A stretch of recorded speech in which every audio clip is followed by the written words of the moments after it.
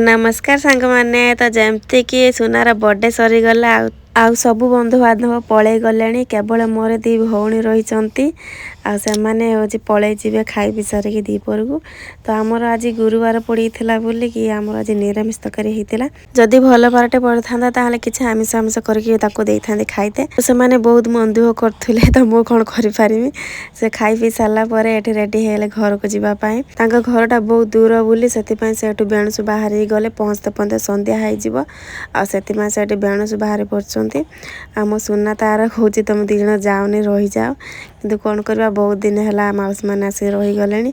आउ तो से घर को जीवे ना ताकि सरस्वती पूजा होम तो सरस्वती पूजा होना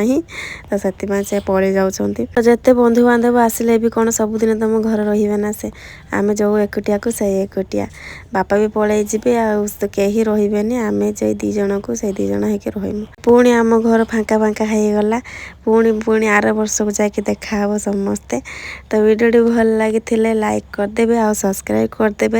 मो वीडियो यदि भल लगुच कमेंट निहाती करेंगे।